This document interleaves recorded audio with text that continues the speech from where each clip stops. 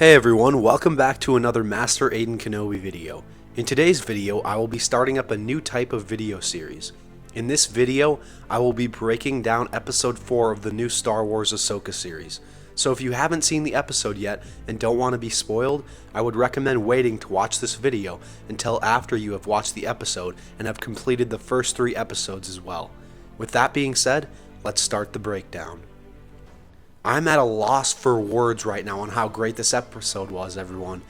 With the end of this episode, I think Dave Filoni has truly brought Star Wars back, and that this show will continue to have even more banger episodes in the coming weeks.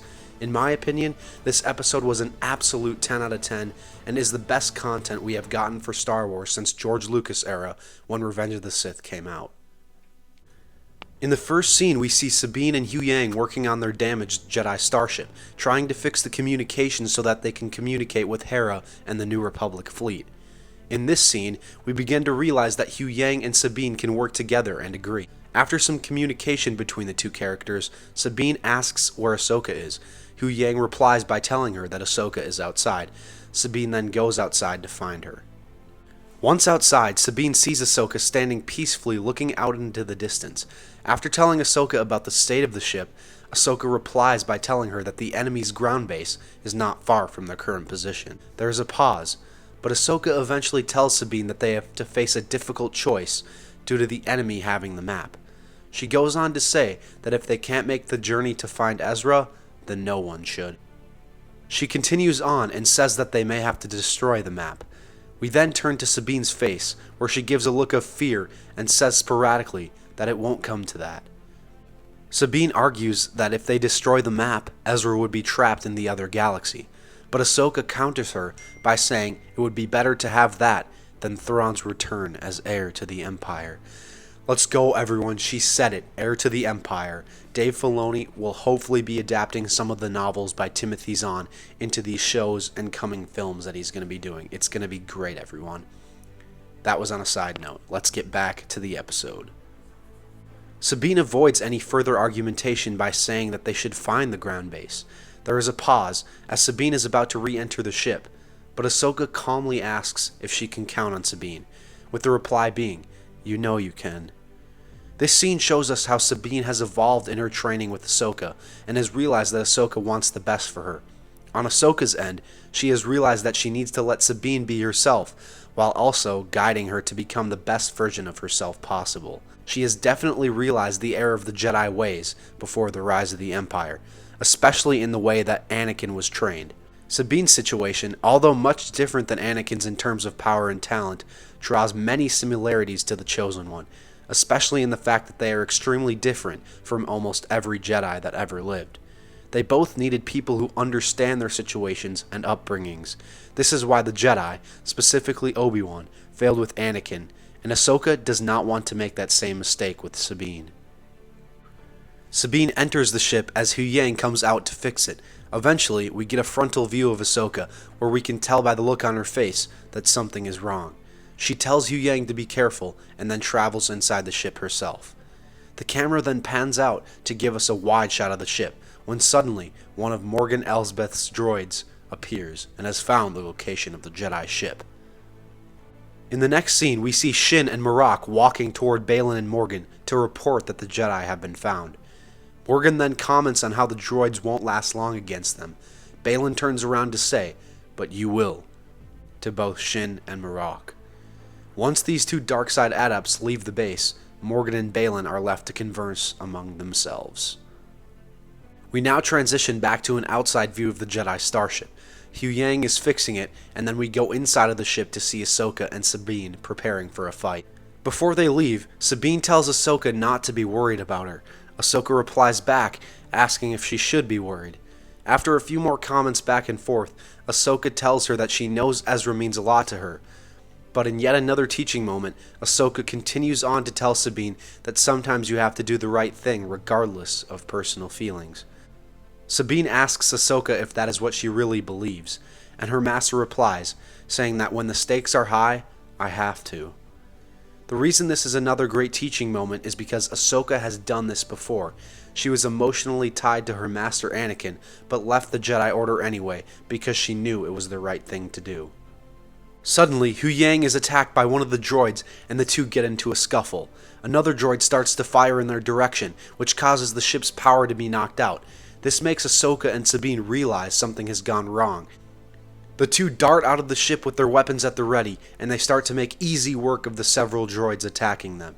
Just as in the last episode, this scene depicts how good Ahsoka and Sabine can be when they work together in unison and play off of each other. After a very short fight, Ahsoka tells Hu Yang to prioritize getting the ship's communications running so that he can contact Hera as soon as possible. Right as Ahsoka and Sabine are about to leave, Hu Yang stops them by telling them to stick together, because they had always did better that way.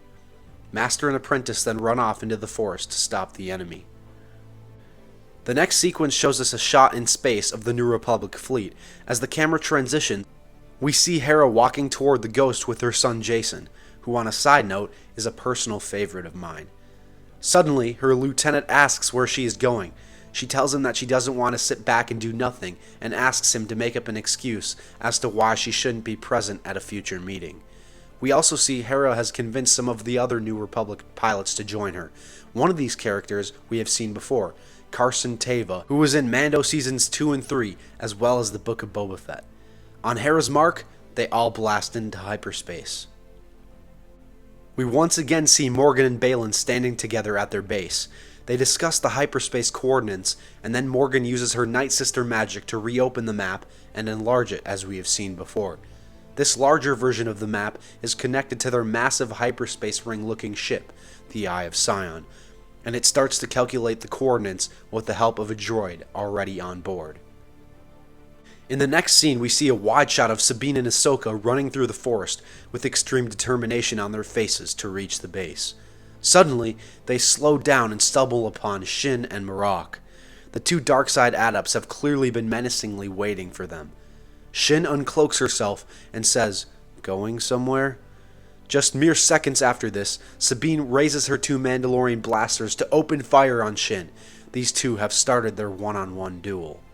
In a samurai-like way, Marok ignites both ends of his Inquisitor lightsaber. Not long after, Ahsoka does the same, but only igniting one blade, signifying that she doesn't believe Marok to be a worthy opponent. The two start to slowly circle around each other until Marok attacks her, only to be countered with ease. Moving over to the other part of the forest, Sabine is still using her blaster to engage Shin. Sabine continues to push on until the two meet face to face, and Shin thrusts her against a tree with a powerful force push. Sabine is on the ground now, but it doesn't take her long to get back onto her feet. She is extremely determined to become victorious and find her lost friend. In a moment of defense, Sabine finally ignites her lightsaber to fend off a ruthless attack from Shin. We move back to the other duel between Ahsoka and Marok. Ahsoka is continuing to counter and attack Marok with ease, spinning and engaging him still only with one saber. It is very clear that there are many elements of samurai fighting going on, stances as well as nuances. I love that Dave and the other showrunners are doing this because a large number of samurai films, including Akira Kurosawa's films, had a large part to play in inspiring Star Wars when it was created. Suddenly, we flash back to the enlarged map, which Baylan and Morgan are still overseeing. A shot of the droid on the Eye of Sion appears. It seems the calculations are 1/4 of the way done. This scene really does a good job of showing suspense and how Ahsoka and Sabine must win their battles as quickly as possible to succeed in either rescuing Ezra or making sure that no one can make the journey to Peridia, the neighboring galaxy, where Thrawn and Ezra are trapped. Again, we see Marok and Ahsoka engaging each other, until Ahsoka breaks away and moves into an overhead stance, as if ready to make the final blow once Marok attacks again. Sabine and Shin's sabers are now interlocked. Shin quickly releases hers and continues pushing Sabine backward, forcing her to constantly be on the defense. We flash back to Marok and Ahsoka, ready to engage each other once again, in the same stances as when we last saw them. They both move to attack, but Ahsoka is so precise with her attack that she pierces through his defenses to slash him across the midsection. We now have the two battles near each other. Sabine and Shin are intensely interlocking their sabers when suddenly they hear something. It is Marok. We now come to know that he was not a person, but a controlled entity by some sort of witchcraft or sorcery. Although a majority of us wanted Marok to be a canon version of Starkiller, what he actually was raises many questions about the new galaxy that Ezra and Thrawn are trapped in. Will we learn about something more mystical than the Force, such as Night Sister magic, or are we dealing with sorcery that we have never even seen before within the Star Wars universe? Now that Ahsoka has won her battle, she looks to Sabine as if she is about to come and help her. Sabine readies her saber once again, and tells Ahsoka to go find the map and that she has got this. These events effectively draw a parallel back to a few minutes ago when Hu Yang recommended that they stay together. Clearly, something unexpected will happen now that they have separated. After Ahsoka goes off, Shin tells Sabine that she will regret her decision. Once again, the scene changes and we see Morgan and Baylan at the enlarged map. Morgan tells Baylan to protect the map at all costs because she will be going back to the Eye of Sion to oversee the calculations and will call for Baylan when the hyperspace coordinates have been finished. A side view of the map appears and Ahsoka appears as well. After approaching the base and map, she sees a ship off in the distance approaching the Eye of Sion. After walking a few more steps, she then sees Baylan sitting on one of the rocks with his hood over his head. A few more seconds pass and Baylan speaks to her, saying, "Anakin spoke highly of you." These words cement the fact that almost everyone in the Jedi Order knew who Anakin was. He was their hero and savior during the Clone Wars, despite the fact that the Jedi Council did not fully believe in him or trust him. Ahsoka replies back to him, saying that her master never mentioned him. The two go on to have more of a conversation. Baylan argues that inevitable evil must be unleashed for the galaxy to be saved. He also says that one must destroy in order to create. After conversing back and forth, the two ignite their sabers and circle each other in yet another samurai-like way. Ahsoka takes a low-leaning stance and quickly engages Baylan. We quickly realize that the fallen Jedi is clearly a more wise and powerful opponent than the last. This is why Ahsoka yet again only uses one saber, so she can be more powerful and defend better. After a few intense blows back and forth, the two fighters start circling each other again.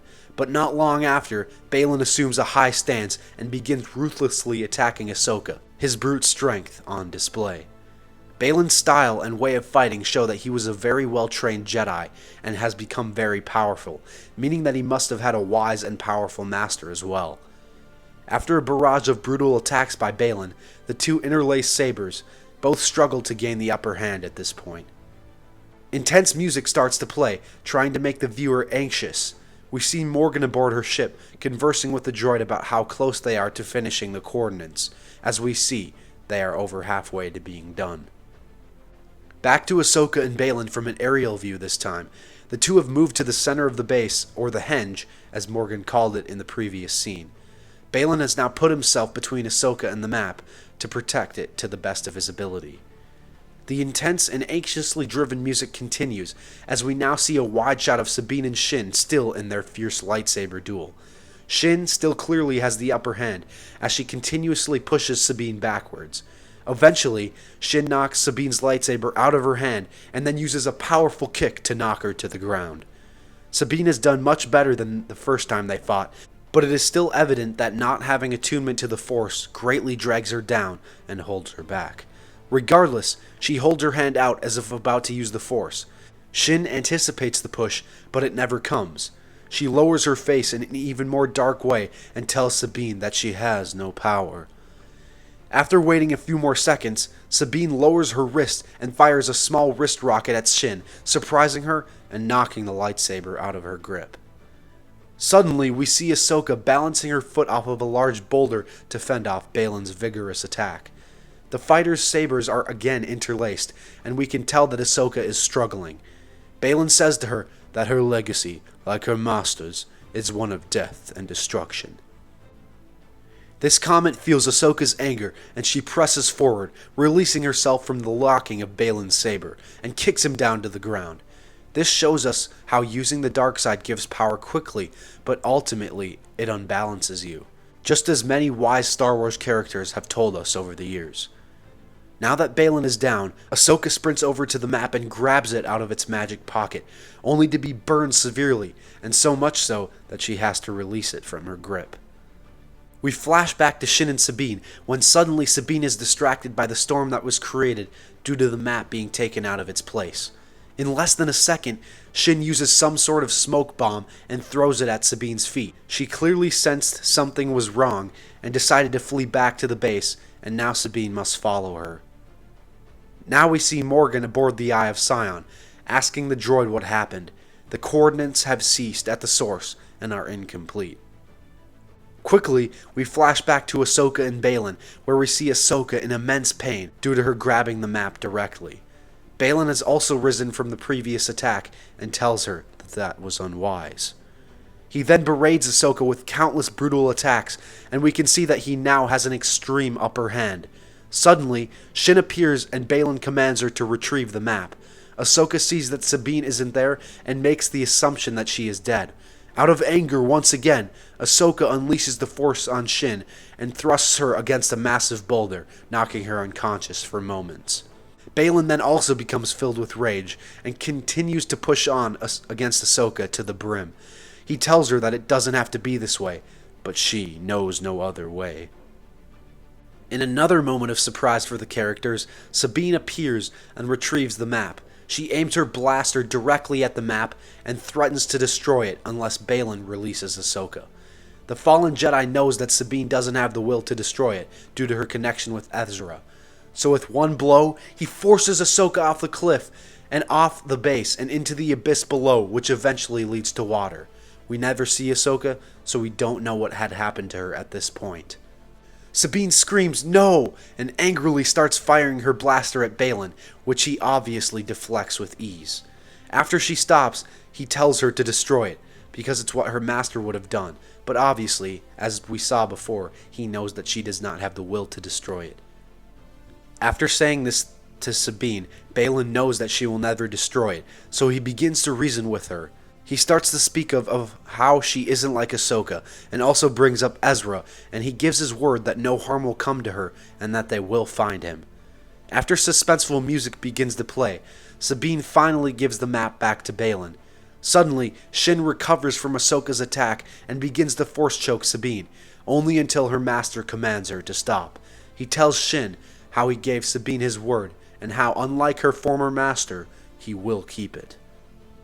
The map is then placed back where it was before, the calculations commence, and mere seconds later, we see that the hyperspace coordinates have been finished. After a long while, we see Huyang back on the Jedi starship. He has finally re-established communications, as we can hear Hera speaking, asking if they are out there. Huyang responds to her that this is Fulcrum, and tells her of the situation. Hera responds by saying that they are already here. We flash to space, seeing the Ghost and other X-Wings exit hyperspace. Huyang proceeds to tell Hera of the massive ship that the enemy has built, and to block its path. Morgan contacts Balin and tells him to come to the ship so that they can make the journey. Balin agrees and moves over to the map, destroying it with his lightsaber, and says, "No one will be following us." Back in space, Hera and the few X-Wings assume an attack position, but soon realize that the enemy doesn't care to stick around for a fight. Now, the Eye of Sion departs the atmosphere, and just after, Balin, Shin, and to Morgan's surprise, Sabine arrive. The New Republic ships have also now obstructed the ship's path, but Morgan deems that insignificant and tells the droids to ignore them and engage the hyperdrive. Both Hera and Carson realize that they are about to jump into hyperspace. Before they can say anything to their pilots, it is too late, as the Eye of Sion departs and goes into hyperspace. Due to this, several of the X-Wings smash into each other. Luckily, Hera, Jason, and Carson have survived. After they stabilize their ships, we can see distress on their faces. Jason also comments to his mother that he has a bad feeling. I thought this moment with Jason was outstanding. It gave me an inkling to believe that he might be Force sensitive and eventually become a Jedi like his father, Kanan. But that's just me, so let me know what you guys think of this short scene with Jason.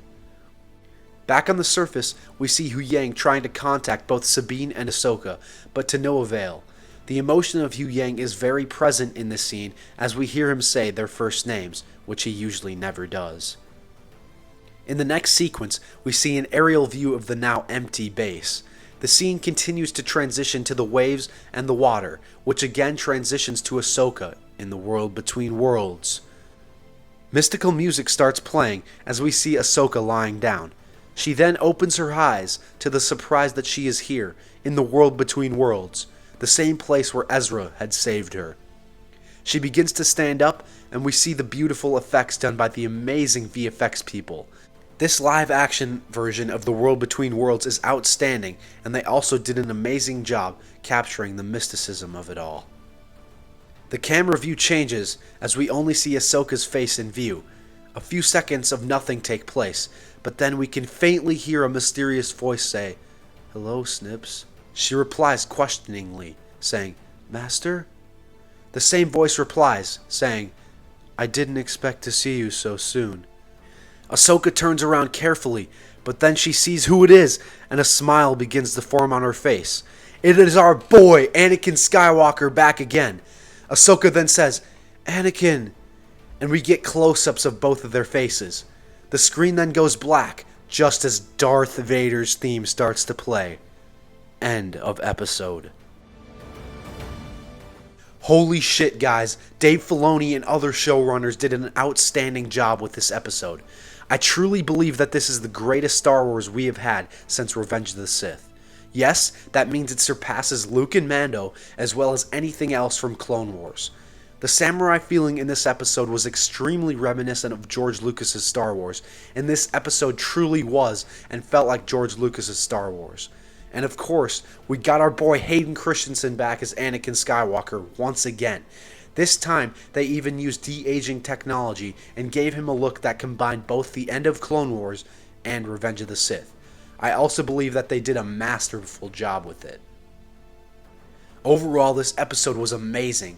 The samurai-like fight scenes, the amazing pace, the character development, the brutality, and just the feel of the episode can't even be described in words, and therefore it is an absolute 10 out of 10 for me. And this is just the beginning. I believe that this show will continuously get better and better as it goes on, and will hopefully and truly save Star Wars and bring it back to the forefront of pop culture. That is it for today's video, everyone. I hope you enjoyed it. Please be sure to like and subscribe for more content, and also to join my 1K subscriber giveaway. In order to join, you must be a public subscriber. That video will hopefully come out in the next few days or so after this one. Also, make sure to comment down below with critiques for this video so I can make future breakdowns even better, as I will be doing breakdowns for each and every Ahsoka episode going forward. Also, please comment down below your thoughts on this episode and what you would rate it out of 10. Thanks for watching, and as always,